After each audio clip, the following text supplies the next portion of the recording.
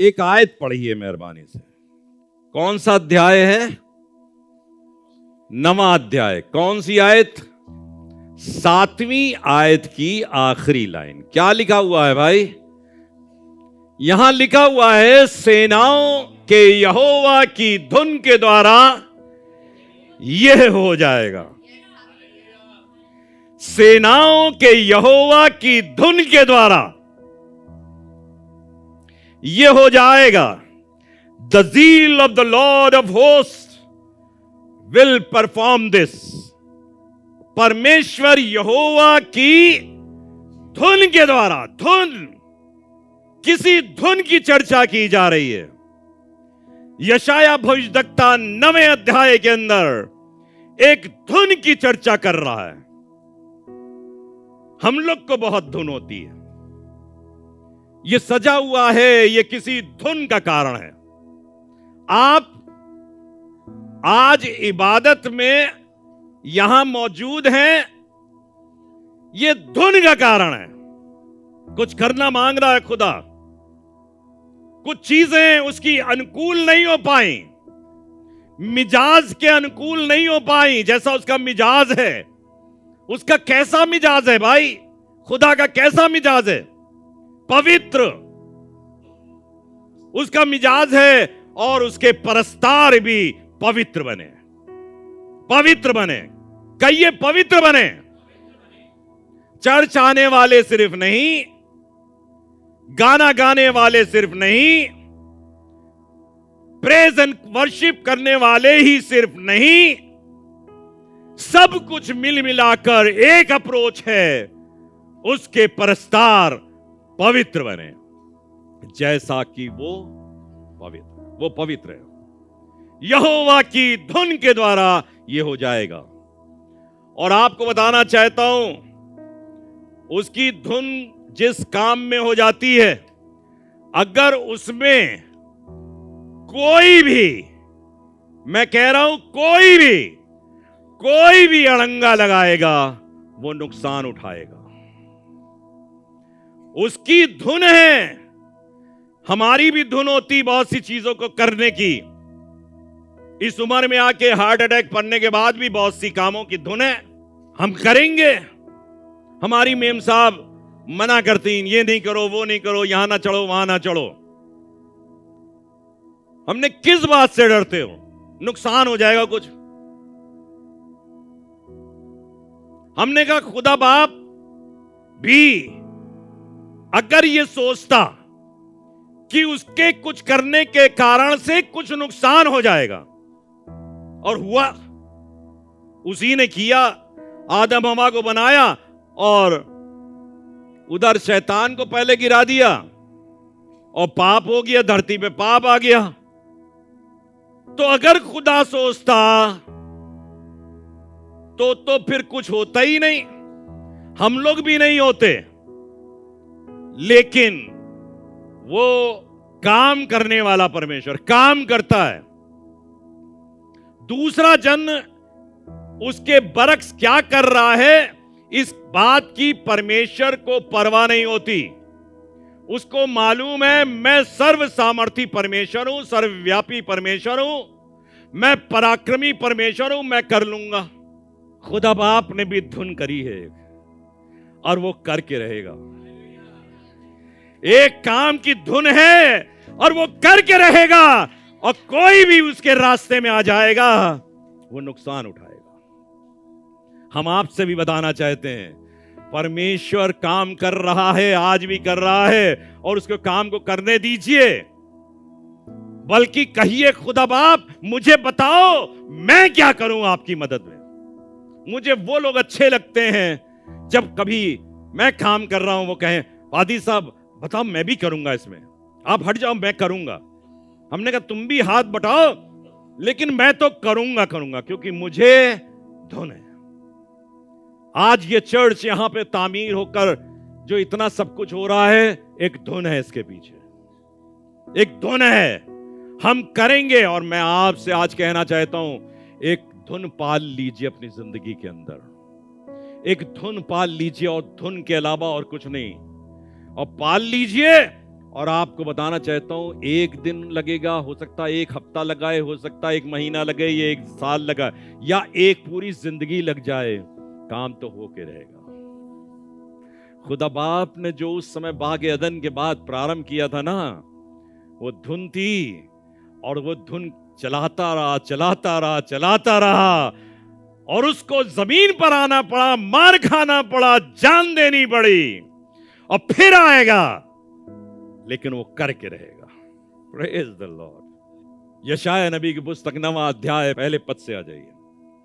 अब शुरू करते हैं इस मजमून को जो हमने आपको तमहीद बांधी, और मैंने कहा यहां लिखा हुआ है, तो भी संकट भरा अंधकार, दुनिया खराब हो गई, दुनिया बर्बाद हो गई, लोग बिगड़ गए, उसके लोगों ने कुछ गड़बड़ी कर दी, उसके अपने लोगों ने, यहूदी लोगों ने, इजरायली लोगों ने, यहूदा के वंशजों ने, याकूब के वंशजों ने गड़बड़ियां कर दी। लेकिन खुदा ने कहा, बेटा मैं तो संभाल के रहूंगा। यहां पे जो आयत लिखी हुई है ये बड़ी मारूफ है, बहुत गहरी है। लिखा है, तो भी संकट भरा अंधकार जाता रहेगा। एक अंधकार छा गया चारों तरफ, सारी दुनिया में अंधकार छा गया, और ये अंधकार इस बात की चर्चा कर रहा है, कोई बड़ी मुसीबत है। क्या है मुसीबत? क्या है मुसीबत? मौत। मौत। जो जान गुनाह करे वो मरे। गुनाह की मजदूरी मौत है, इससे कोई छुड़ा नहीं सकता। लेकिन खुदा की बख्शिश हमारे खुदावंद यीशु मसीह में हमेशा की जिंदगी है, हमेशा की जिंदगी है। संकट भरा अंधकार जाता रहेगा। कहिए, संकट भरा अंधकार जाता रहेगा। ये मौत की वादियां, ये तलातुम, ये बर्बादी, ये डराना, ये डरावना वातावरण सब जाता रहेगा। आगे लिखा हुआ है, पहले तो उसने जबलून और नप्ताली के देशों का अपमान किया। पहले उसने जबलून और नप्ताली के देशों का अपमान किया। खुदा पाप को जो देख नहीं सकता, परमेश्वर पाप को देख नहीं सकता।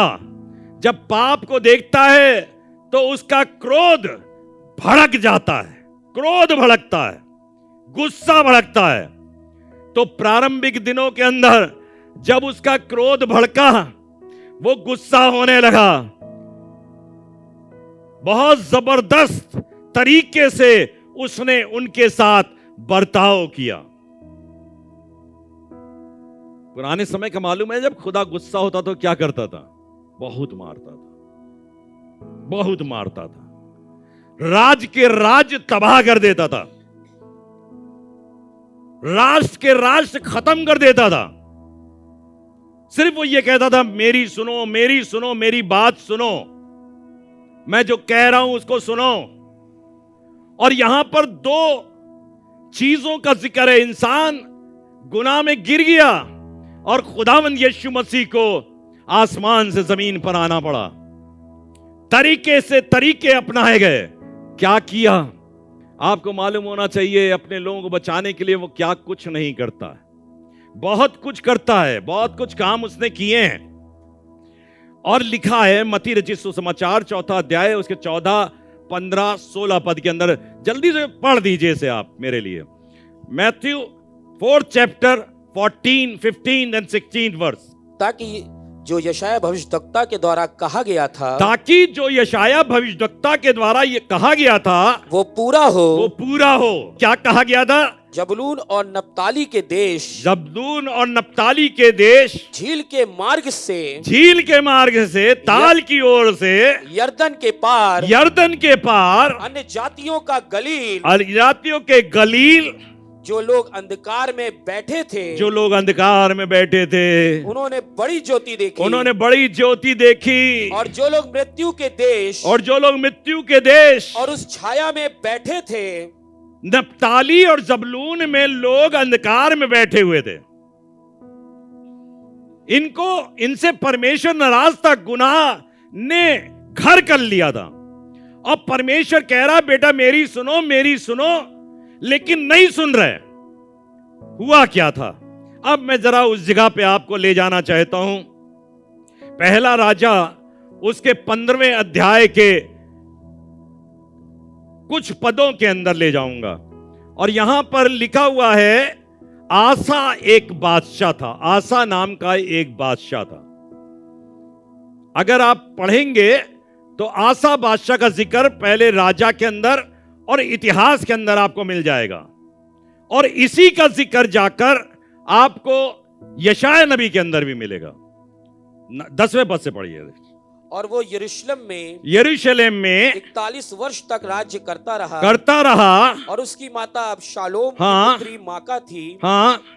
आसा ने अपने मूल पुरुष दाऊद के समान वही किया। आसा ने अपने मूल पुरुष दाऊद के समान वही किया जो यहोवा की दृष्टि में ठीक था। देखिए कितना बढ़िया आदमी था, और जो यहोवा की दृष्टि में ठीक था। हाँ आगे चलिए। उसने तो पुरुष गामियों को देश से निकाल दिया। हाँ। और जितनी मूर्ति उसके पुरखाओं ने बनवाई थी, हाँ, उन सबों को उसने दूर कर दिया। हुआ क्या था? हुआ ये था कि आसा जो था परमेश्वर से डरने वाला था, और इसने सारी मूर्तियों को ध्वस्त किया जो इसके पुरखाओं ने बनवाई थी। इवन सबसे बढ़कर बात लिखी हुई है कि अपनी मां को भी उसने राज रानी के पद से उतार दिया था, क्योंकि उसने एक मूर्ति खड़ी कराई थी जिसकी वो उपासना करती थी और लोगों से करवाती थी। उसको भी उतार दिया।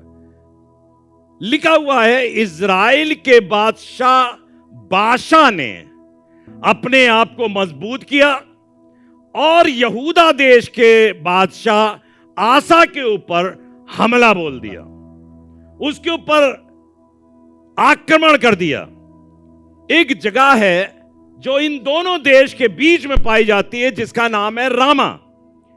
उस जगह को वो मजबूत कर रहा था क्योंकि बादशाह जो इज़राइल देश का बादशाह था उसने आसा के ऊपर हमला कर दिया, यानी यहूदा देश के ऊपर हमला कर दिया। ये बहुत घबरा गया आसा। इसने कहा क्या करें, कैसे हम बादशाह से बचे, ये तो बड़ा मजबूत बादशाह है। तो इसने अश्शूर के बादशाह को एक चिट्ठी लिखी कि ऐसा कर, तू आपस की संधि को, जो बादशाह के साथ तेरी संधि है उसे तोड़ दे और मेरी मदद को आ जा, और मैं इसके एवज में तुझे सोना चांदी सब कुछ दूंगा। ये बादशाह जो था बड़ा लालची था। ये उस लालच में आ गया और लिखा हुआ परमेश्वर के वचन के अंदर उसने इज़राइल 20वें पद को पढ़िए। राजा आसा की ये बात मानकर बेन-हदद ने अपने दलों के प्रधानों से इजरायली नगरों पर चढ़ाई करवाकर इयोन, दान, आबे लवेत तुमाका, है कुछ, और समस्त किन्नेरेत को, अब देखिएगा, ध्यान देकर सुनिए, और नप्ताली के समस्त देश को, और नप्ताली के, अभी यहां गलील का जो पढ़ाया जा रहा था, नप्ताली और गलील के देश के अंदर अंधकार छाया हुआ। क्या अंधकार छाया है? खुदा गुस्सा हो रहा है। यह आयत समझने की बात है। यहां पर इनके पाप की सबब से परमेश्वर नाराज है, और नाराजगी अपनी इस रीत से प्रकट कर रहा है कि इनके ऊपर हमला करवा दिया। बेन-हदद आया और उसने उस देश को, समस्त देश को जीत लिया, और लिखा हुआ है ये सुनकर बादशाह ने रामा को दृढ़ करना छोड़ दिया। चारों तरफ गुनाह, चारों तरफ गुनाह, चारों तरफ पाप है। और खुदा उन दिनों के अंदर बहुत नाराज हो जाया करता था, बहुत नाराज हो जाया करता था। लिखा हुआ है परमेश्वर के वचन के अंदर, दूसरा राजा निकालिए, इसको भी पढ़ेंगे। आपको एक जगह का जिक्र मालूम होगा, एलिया को परमेश्वर ने अपना भविष्यवक्ता करके चुना था, और एलिया के बाद उसने एलीशा को अपनी बागडोर दी कि उसके बाद एलीशा भविष्यवक्ता का काम करे।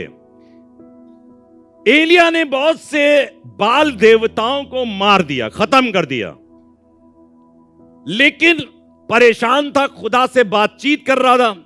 कहता मैं अकेला हूं, मैं क्या करूं, मैं तो इन लोगों से जीत नहीं सकता। तो उसने कहा एक काम कर, आराम का बादशाह होने के लिए तू येहू का अभिषेक कर, और इज़राइल का बादशाह होने के लिए तू हजाएल का अभिषेक कर, और अपनी जगह भविष्यवक्ता होने के लिए तू एलीशा का अभिषेक कर। और फिर ध्यान देने वाली बात है, लिखा है कि मैं जो कह रहा हूं, जिसको भी पाएगा येहू मार डालेगा, और जो येहू से बच जाए उसे हजाएल मार डालेगा, और जो हजाएल से बच जाए उसे एलीशा मार डालेगा। खुदा, मैं सिर्फ इतना बताने की कोशिश कर रहा हूं, उस समय अंधकार था चारों तरफ, और परमेश्वर बहुत नाराज था। तभी खुदा ने आयत का प्रारंभ जो किया है, संकट भरा अंधकार जाता रहेगा। उस समय बहुत संकट था खुदा के लोगों के ऊपर। खुदा क्रोधित होता था, खुदा गुस्सा होता था। येहू भी मार रहा है, फिर हजाएल मार रहा है, कहीं बेन-हदद मार रहा है, कहीं एलीशा मार रहा है। ये सब आयतें लाइन से लिखी हुई हैं। और हजाएल की तलवार से, हजाएल की तलवार से जो कोई बच जाए उसको येहू मार डालेगा, उसको येहू मार डालेगा, और जो कोई येहू की तलवार से बच जाए, हाँ, उसको एलीशा मार डालेगा, उसको एलीशा मार डालेगा। अब देखिए 9वां अध्याय, यशायाह नबी की पुस्तक 9वां अध्याय, उसका दूसरा पद पढ़िए। मैंने अभी परमेश्वर के क्रोध का जिक्र किया, अब आगे चल रहे हैं। 9वां अध्याय दूसरा पद पढ़िए। जो लोग अंधियारे में चल रहे थे, अब ये लोग अंधियारे में चल रहे, सब खौफजदा हैं इस बात से। बेन-हदद मार रहा है, येहू मार रहा है, हजाएल मार रहा है, एलीशा मार रहा है। आपको मैंने किंगडम समझाई थी। खुदा लोगों को बदलना चाहता था, लेकिन लोग स्वयं बदलना नहीं मांग रहे। तभी तो मिस्र ने राज किया, अश्शूर ने राज किया, बाबुल ने राज किया, मादी फारसी ने राज किया, यूनान ने राज किया, रोम ने राज किया, ब्रिटिश ने राज किया। आज भी डेमोक्रेटिक कंट्री राज कर रहे हैं। क्यों? लिखा हुआ है, लेकिन लोगों ने तौबा नहीं करी। अब यहां पे लिखा हुआ है, जो लोग अंधियारे में चल रहे थे उन्होंने सारी, जब उम्मीदें चली गईं, सब उम्मीदें खाली हो गईं, तब कह रहा खुदा, जो लोग अंधियारे में चल रहे, अब कोई उम्मीद नहीं, हम कैसे बचेंगे, हम कैसे नजात पाएंगे। जो लोग अंधियारे में चल रहे थे उन्होंने बड़ा उजियारा देखा, और जो लोग घोर अंधकार से भरे हुए मृत्यु के देश में रहते थे उन पर बड़ी ज्योति चमकी। हमारे लिए उम्मीद है, आपके लिए उम्मीद है, यीशु मसीह उम्मीद है हमारे लिए और आपके लिए उम्मीद है। पुराने जमाने में उम्मीदें बहुत माइन्यूट सी हुआ करती थी, लिमिटेड हुआ करती थी। अगर उस पे चलोगे तो ठीक, नहीं तो नाश करने वाला नाश करने के लिए खड़ा हुआ है। लेकिन जब से खुदावन यीशु मसीह आया, हमारे लिए एक ज्योति चमकी। मत्ती रचित सुसमाचार 4 अध्याय 14 पद को पढ़िए। यहां पे क्या लिखा है? मत्ती 4:14, ताकि जो यशायाह भविष्यवक्ता के द्वारा कहा गया था वो पूरा हो कि जबलून और नप्ताली के देश, ये खुदा के घर हैं, खुदा के लोग रहते हैं, और नप्ताली के देश झील के मार्ग से यर्दन के पार अन्य जातियों का गलील और जो लोग अंधकार में बैठे थे उन्होंने बड़ी ज्योति देखी, और जो मृत्यु के देश और छाया में बैठे थे उन पर ज्योति चमकी। चमकी। यीशु मसीह हमारे लिए आ गया, आसमान को छोड़कर जमीन पर आ गया, हमारे लिए एक ज्योति चमकी है, एक उम्मीद की किरण है। और अब हमको अफसोस करने की जरूरत नहीं, अब हमें विलाप में जाने की जरूरत नहीं, अब हमें मातम करने की जरूरत। आज भी अगर मसीही कौम मातम कर रही है, अफसोस जता रही है, तो ये उसका दुर्भाग्य है, ये उसका दुर्भाग्य है कि उसने अपने लिए मौत को ही चुन लिया है। लेकिन सच बता रहे हैं, घोर अंधकार के वातावरण में एक ज्योति चमकी हुई है, उसका नाम यीशु मसीह है। अब नप्ताली के देश को अंधकार में रहने की जरूरत नहीं, अब गलील के देश को अंधकार में रहने की जरूरत नहीं, क्योंकि एक ज्योति आ चुकी है। आगे देखिए, यशायाह नबी की पुस्तक 9वां अध्याय 3 पद में क्या लिखा है? तूने जाति को बढ़ाया, तूने उसको बहुत आनंद दिया।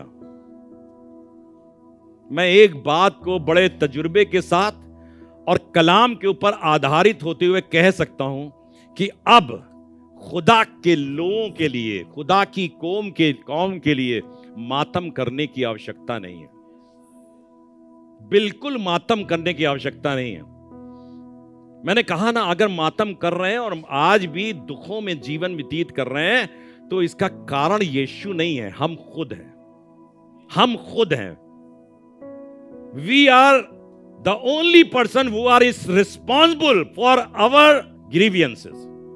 अपने दुख के लिए, अपनी पीड़ा के लिए हम स्वयं जिम्मेदार हैं। लिखा हुआ है, तूने जाति को बढ़ाया। अब तो खुदा बढ़ाने पे आ गया है, इंक्रीज। तूने जाति को बढ़ाया, तूने उसे बहुत आनंद दिया। वे तेरे सामने कटनी के समय का सा आनंद करते हैं। कटनी के समय का आनंद कैसा होता है? जश्न होता है। अब तो सब फसल तैयार है, पकी हुई खड़ी हुई है, अब आनंद करो। सच बता रहा हूं मसीही लोगों, तुम्हारे लिए आनंद का विषय है, पीड़ा का विषय नहीं है। पुराने समय में था, वही यशायाह भविष्यद्वक्ता कह रहा है कि अब वो दुख भरा संकट नहीं रहेगा तुम्हारे ऊपर, लेकिन खुदा के साथ तो चलो, परमेश्वर के साथ तो चलो। तूने जाति को बढ़ाया, तूने उसको बहुत आनंद दिया, और लिखा है वे तेरे सामने कटनी के समय का सा आनंद करते हैं और ऐसे मगन हैं जैसे लूट बांटने के समय मगन रहते। आपको सच बता रहा हूं, एक उदाहरण दूंगा बहुत प्यारा सा। लोग सोचेंगे ईसाई कौम को, मसीही कौम को बर्बाद कर दो, इनको नाश कर दो, सोचेंगे, प्लान करेंगे, योजनाएं बनाएंगे, संविधान संशोधन करेंगे दुनिया के अंदर। मैं अपने देश की मात्र बात नहीं कर रहा हूं, मैं सारी दुनिया की बात कर रहा हूं। सारे देश के लोग सोचेंगे इनको नाश करो, इनको बर्बाद करो। लेकिन ये एक ऐसी कौम है जो नाश नहीं होगी, कभी नहीं होगी, ये बर्बाद हो ही नहीं सकती, क्योंकि खुदा हमारे साथ है, खुदा हमारे साथ है। ये यशायाह भविष्यद्वक्ता ने कह दिया था, देखो एक कुंवारी गर्भवती होगी, उसका नाम इमैनुएल रखा जाएगा, अर्थात खुदा हमारे, अरे खुदा हमारे साथ है, तब हमारे विरोध में कौन खड़ा हो सकता है? हमारे आपके विरोध में नहीं खड़ा हो सकता। खड़ा होता इसलिए क्योंकि हम नाफरमान हैं। आप बताओ, खुदा के कलाम में और इसके 36वें अध्याय में, इसी यशायाह के 36वें अध्याय में हिजकिय्याह बादशाह का जिक्र है। हिजकिय्याह बादशाह खुदा से डरने वाला बादशाह था, लेकिन अश्शूर का बादशाह जो बेनहदद था, उसने प्रोग्राम बनाया और अपने सेनापति रबशाका को भेजा कि हिजकिय्याह बादशाह से कह दे कि मैं इस देश को जीत लूंगा, मैं इस देश के ऊपर आक्रमण करूंगा, इसे जीत लूंगा, और तू किसी भी रीत से बच नहीं सकता। आज भी तो लोग कहते हैं कि तुम्हारे ऊपर आक्रमण होगा, तुम बच नहीं सकते। लेकिन आपको बताऊं, हिजकिय्याह बादशाह ने टाट ओढ़ लिया, रोने लगा, विलाप करने लगा। इसने ये सूचना यशायाह भविष्यद्वक्ता के पास पहुंचाई और उससे कहा कि अपने खुदा से प्रार्थना कर, क्योंकि हम बड़े संकट में पड़े हुए हैं भाई, हम बहुत संकट में हैं। यशाया ने खुदा से बातचीत करी। पूरा अध्याय पढ़िएगा, 36-37 अध्याय। तो लिखा है उसने जाकर कहा यशाया से कि यशाया तू चिंता ना कर, क्योंकि तेरा बाल भी बांका नहीं होगा, कोई भी तेरा कुछ बिगाड़ नहीं सकता। लेकिन रबशाका फिर आता है, फिर धमकी देता है दूसरे अध्याय में आकर, कहता मैं मार डालूंगा, मैं खत्म कर दूंगा। दुनिया में ऐसा कौन सा देवता है जो मेरे बादशाह से किसी को बचा पाया। और एक चिट्ठी लिख कर देता है, इसे पढ़ ले अच्छे से। इसने जाकर खुदा के सामने उस चिट्ठी को रख दिया। क्या ये खुदा बता क्या होगा? खुदा ने कहा बेटा चिंता ना कर, ये जिस मार्ग से आया है उसी मार्ग से लौट जाएगा, तेरा कुछ भी नहीं बिगाड़ पाएंगे। देखिएगा खुदा किस तरीके से काम करता है। लिखा हुआ है रात के समय में खुदा ने अपने एक स्वर्गदूत को भेजा, 36वें और 37वें अध्याय में इसका जिक्र है। एक स्वर्गदूत को भेजा और लिखा है 1,85,000 सैनिकों को स्वर्गदूत ने मार दिया। और जब ये सनेरीब जो बादशाह था ये उठा और इसने देखा कि मेरी सेना मर गई, तो लिखा हुआ है वो अपने देश को वापस लौट गया। ये अपने देश को वापस लौट गया और जाकर अपने मंदिर के अंदर सर झुकाकर दंडवत कर रहा था। तब एक शख्स आया और उसने गला काट दिया, उसका खत्म कर दिया, क्योंकि खुदा ने कहा था तेरा कुछ भी कोई बिगाड़, अगर कोई भी दुश्मन आएगा और तेरे ऊपर आक्रमण करेगा तो कुछ भी बिगाड़ नहीं सकता। लिखा हुआ है परमेश्वर के वचन के अंदर, तूने उनकी गर्दन पर के भारी जुएं और उसके बहंगे के बांस और उस पर अंधेर करने वाली लाठी, इन सबों को ऐसा तोड़ दिया जैसे मिद्यानी के दिन में किया था। ऐसे तोड़ दिया, नाश कर दिया और इनको फतह दिलवाई। छठे पद पे आ जाइए। क्योंकि क्या लिखा है? क्योंकि हमारे लिए एक बालक उत्पन्न हुआ। ऊपर लिखा हुआ था संकट भरा अंधकार जाता रहेगा, जबलून और नप्ताली के देशों का अपमान किया गया, परंतु अंतिम दिनों में ताल की ओर यर्दन के पार की अन्य जातियों के गलील को महिमा देगा। अंत के दिनों में ताल की ओर गलील की जात के लोगों को वो महिमा देगा। कैसे महिमा देगा? लिखा हुआ है हमारे लिए एक बालक उत्पन्न हुआ, हमें एक पुत्र दिया गया और प्रभुता उसके कांधे पर। लिखा हुआ है निर्गमन की पुस्तक 15वां अध्याय 11वें पद के अंदर, हे यहोवा देवताओं में तेरे तुल्य कौन है? देवताओं में तेरे तुल्य कौन है?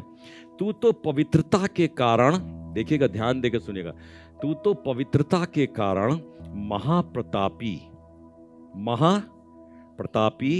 और स्तुति करने वालों के भय के योग्य और आश्चर्य कर्म का अद्भुत है। तू आश्चर्य कर्म का करता है। और आगे क्या लिखा है? यशाया 25:1 में, हे यहोवा तू मेरा परमेश्वर है, मैं तुझे सराहूंगा, मैं तेरे नाम का धन्यवाद करूंगा, क्योंकि तूने आश्चर्य कर्म किए हैं, तूने प्राचीन काल से पूरी सच्चाई के साथ युक्तियां, तू अद्भुत है और युक्ति करने वाला है। प्राचीन काल से तूने युक्तियां की हैं। कहीं कुछ समझ में आता है ये वाली बातें जो परमेश्वर करता है।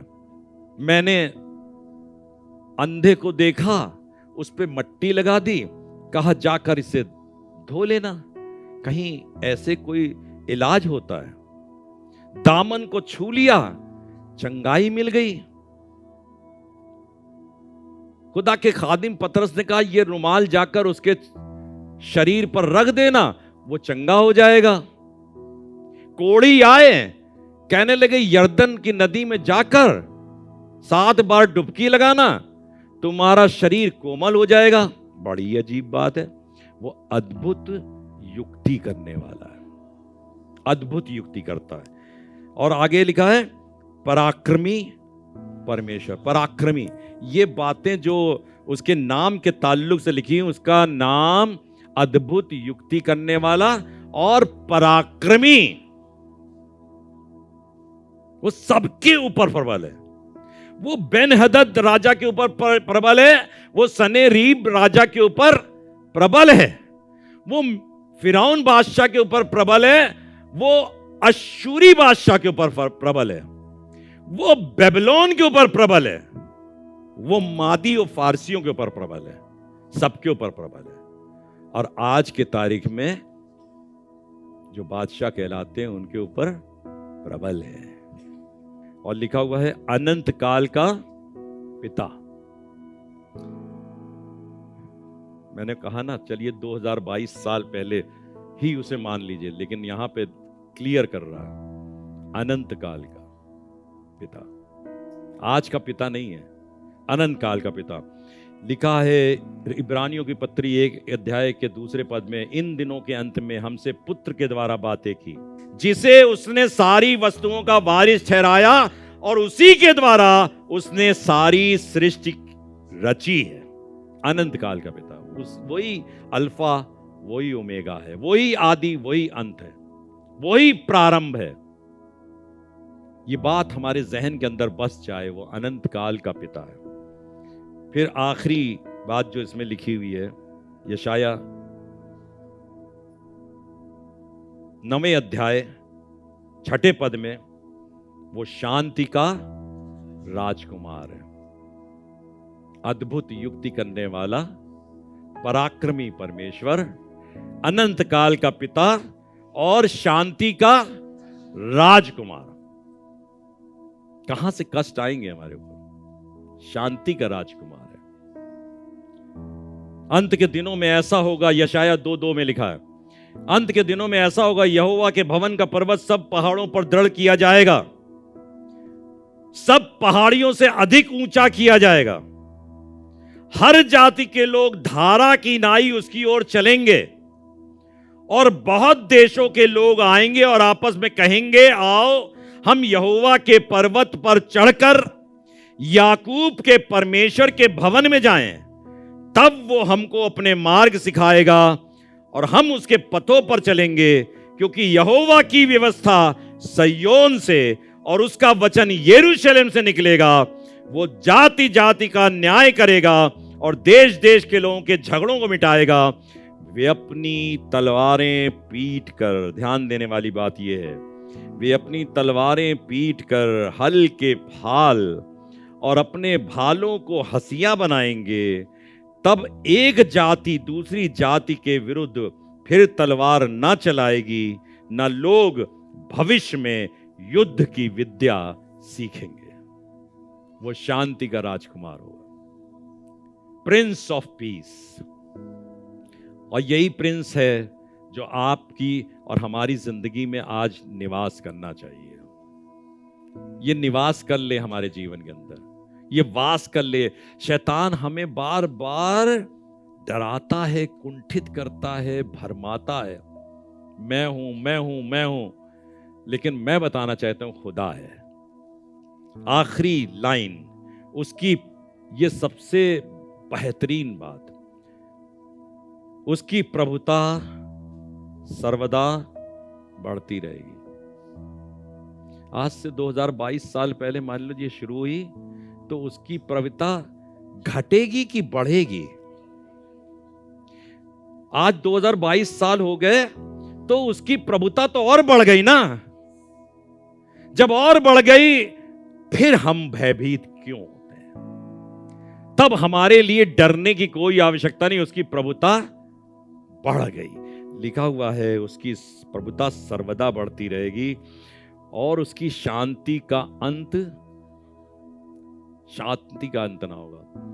अभी शांति का अंत हो जाता है, लेकिन यीशु ऐसी हमारी जीवन के अंदर शांति देने जा रहा है, उसका अंत नहीं होगा। लिखा है उसकी शांति का अंत ना होगा। शानदार। इसलिए वे उसको दाऊद की राजगद्दी पर इस समय से लेकर, ध्यान दीजिएगा, इसलिए उसे दाऊद की राजगद्दी पर, यशाया 720 साल पहले हुआ, और वो कह रहा है इस समय से लेकर सर्वदा के लिए। आज शामिल है उसमें, आज का दिन शामिल है। इस समय से लेकर सर्वदा के लिए न्याय और धर्म के द्वारा स्थिर किए और संभाले रहेगा। आज खुदा हमारा स्थिर है और परमेश्वर के द्वारा संभाला हुआ है। हालात कुछ भी चर्चा कर रहे हो, परिस्थितियां कुछ भी बता रही हो, चिंता करने की आवश्यकता अब तो नहीं है। जब पुराने समय में पतरस को जेल खाने से छुड़ा सकता है, पौलुस और सिलास को छुड़ाने की सामर्थ्य रखता है, तो अब तो उसकी प्रभुता बढ़ रही है। तो हमें और आपको नहीं छुड़ाएगा, हमें और आपको नहीं बचाएगा। खुश होइए, मगन होइए, क्योंकि संकट भरा अंधकार जाता रहा और ये परमेश्वर की धुन के द्वारा हो जाएगा। ये परमेश्वर की धुन के द्वारा होगा। मैं उन चीजों को इतना खुलासा रूप में नहीं बता पाया समय की कमी के कारण, किस तरीके से संकट और संकट और संकट चलता रहा। लेकिन आज का जो समय है ये खुशी का समय है। पुराने मतलब कुछ लोग इस बात के ऊपर प्रचार करते हैं और कहते हैं बहुत कष्ट आने वाला है, बहुत दुख आने वाला है, बहुत पीड़ा का समय आने वाला है। लेकिन मैं आपसे कह रहा हूं नहीं, कष्ट का समय नहीं आ रहा है। आपके लिए आराम का समय आ रहा है, आपके लिए शांति का समय आ रहा है। आपका परमेश्वर आज भी राजी कर रहा है। हमारी जिंदगी का खौफ जाता रहे।